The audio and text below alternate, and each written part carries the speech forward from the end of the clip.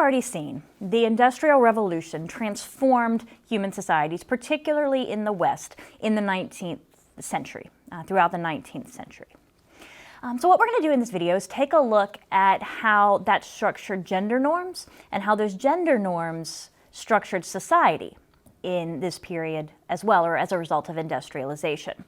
So we start with a quick word on the earliest type of industrialization. So we've looked at the Industrial Revolution, or the process of industrialization, and realized that it was not one sort of coherent movement or one large-scale change that dramatically reshaped the European, American, and Japanese perspectives or frameworks automatically.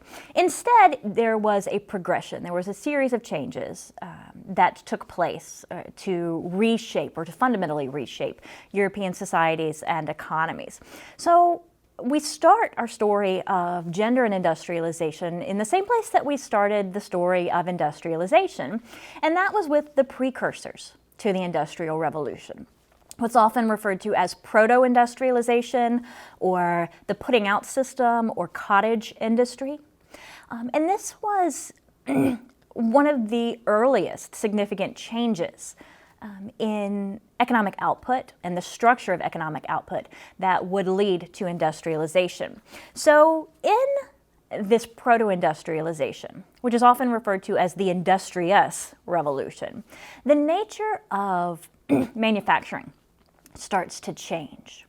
So throughout the Middle Ages and early modern period, manufacturing and craftsmanship was based more or less on the guild model, in which you had an expert craftsman who created a product from raw material to finished product.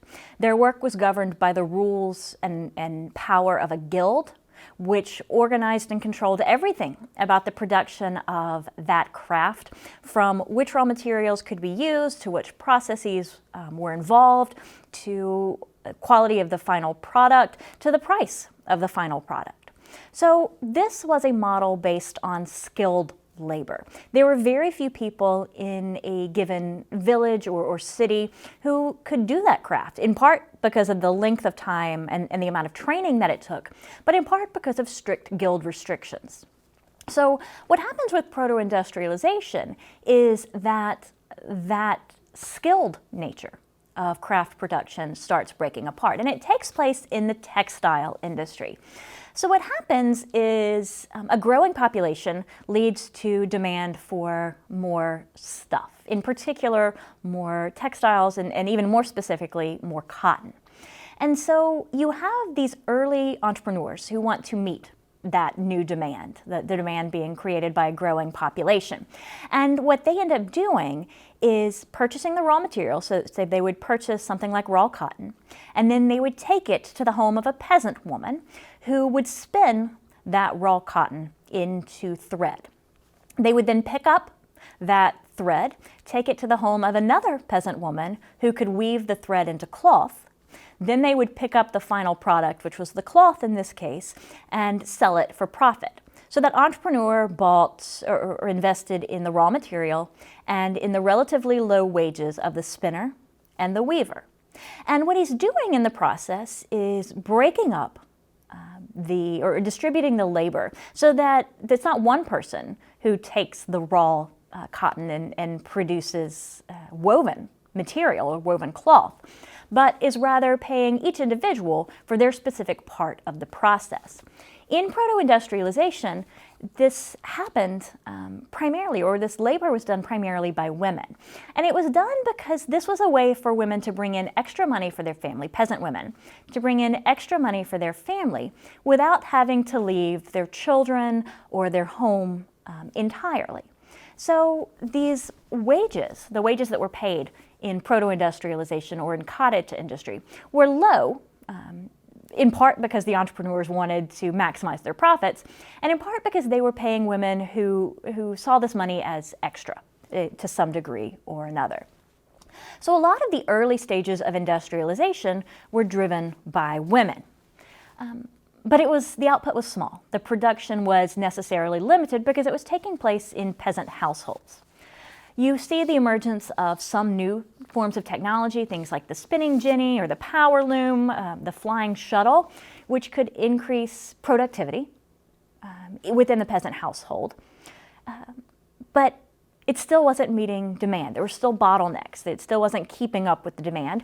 So larger scale transformations took place. You have the development of things like the steam engine, and the steam engine isn't going to fit in a peasant household. So that transforms the nature of work. So we've already divided up labor, broken the skilled craft into steps with this industrialist revolution or proto-industrialization. So the next step is shifting the work to factories. And factories were places where these entrepreneurs, now factory owners, could house their machines and bring the workers to the work rather than bringing the work to the workers. This new model of factory-based work, heavily reliant on machines, really kind of changed the nature of production, further reducing this idea that it was skilled labor and creating increasingly unskilled labor. This is a process known as the descaling of labor, and in the end it would drive wages down. So this new factory model in industrialization did offer some new opportunities for women. Initially, factory owners hired a number of women and children to do the labor, in part building off of proto-industrialization and the existing model, but in part because women and children were willing to work for lower wages. This brought many women, many impoverished women, to cities looking for work, looking for opportunities. You see this in England in the early 19th century, in the northern United States in the mid-19th century, early to mid-19th century, in Japan in the late 19th century. Time and time again, you see young women moving from farms to factories, hoping to earn a living. And so this gave them new opportunities, opportunities for independence, opportunities for self-sufficiency. But that wasn't universal. They risked low wages, oftentimes wages far below what was necessary for survival. They risked sexual harassment, issues adjusting to urban living, homesickness. All of these were things that continued or would characterize women's lives as they moved into the cities looking for factory work. They did gain some limited economic power and independence. Prior to industrialization, women wouldn't have had any opportunity for living independently or purchasing property. So they did have some opportunities, but their lives and their ability to support themselves could be unstable. They worked for low wages in often dangerous conditions. They could be easily fired. They could be abused and often were abused at the hands of factory owners and managers. So while it was a profoundly transformative moment in women's history, in gender history, it didn't always make women's lives better. And specifically, it didn't always make working class women's lives better. So let's take a moment to talk about the class dimensions of the effects of industrialization on women. Because oftentimes we tend to think of history, and particularly gender history or women's history, as being this universal, that it affected all women in one particular way, and that just wasn't the case. In industrialization, there were class-based dynamics. So just like industrialization benefited the middle class with the emergence of new consumable goods and more money and lots of profit and advancement to take advantage of. That happened for the middle class in general. Industrialization tended to improve the lives of middle class women. There were more consumable goods produced. There were more consumables purchased, bought by the middle class. The 19th century would see the opening of department stores like Le Bon Marché, Macy's, the Marble Palace. And these became places to see and be seen and to buy the latest trends.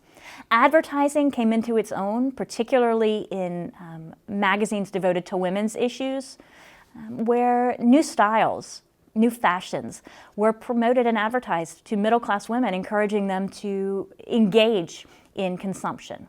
And not just consumption, but conspicuous consumption. And conspicuous consumption is the idea that people were buying stuff, they were buying items, buying consumer goods, in order to show that they could buy those goods, in order to demonstrate wealth. So it wasn't about necessity, it wasn't about need, it was about a demonstration of wealth. Middle-class women became more closely associated with the domestic sphere and with the home front, not just in terms of child rearing, but in terms of, kind of taking care of the home, decorating the home, hosting parties, things that had been left to noble women prior to the modern world. And so they start to engage in these things. So you see among middle-class households this division of labor in which men go out into the world, work, earn money, they produce in this economy. Women stayed home, looked after the household, looked after children. They did the shopping, did the cooking. They were the consumers in this household. So instead of there being a family economy where everybody works in order to ensure the survival of the family, you have this division of labor. And with it comes this worldview that historians call the ideology of separate spheres. And the ideology of separate spheres is the principle or the belief that men and women are destined for, they're biologically destined for different roles. Men playing a productive role, women playing the consumer role. Middle-class women continued to engage in domestic labor, shopping, cooking, cleaning, knitting, sewing, but they didn't do it for wages. So there was this sense that the productivity of their husbands protected them from the degradation of wage labor. This is a period where affectionate marriage is starting to grow among the middle class, and there's a sense of individualism. And this was proffered, it was offered, I guess, as the ideal. This was the way that gender was supposed to work, according to the middle class. But it wasn't the reality for everyone. For working class women, the idea of staying home and not working for wages wasn't even a possibility. They didn't have the option. Their labor was necessary. And as the process of deskilling labor, as the process of relying on machines continued to grow, women's labor, or the reliance on women's labor, continued to grow as well. Because they would work for lower wages, they often had to work longer hours. They worked those hours in unsafe and unsanitary conditions. You see industrial accidents, devastating problems like the Triangle Shirtwaist Fire in 1911. You see in Japan under the Meiji Restoration in the late 19th century, young women living in dormitories where devastating diseases like tuberculosis spread and killed large percentages of the population. Alcoholism and prostitution were not uncommon among working class women. In Japan, for example, the second largest employer of women in the late 19th century, so the first largest employer of women was the textile industry, silk and cotton. The second largest employer were brothels. Marriage for the working class remained primarily an economic union. They married in the working class for survival and for a combination of wages. In Europe, among the working class, the marriage age went up to about 24, was between 24 and 26. In the United States, it was 21 to 22. In Japan, the average age of marriage was between 23 and 25.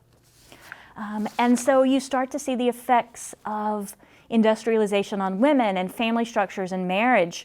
Women did many of the same things that they had done before, but the question was really whether their labor was necessary in terms of wages or the product of biology and this ideology of separate spheres. So it's important to understand that these new gender roles were rooted in class distinctions, and there was no one universal gendered experience of industrialization. Thank you.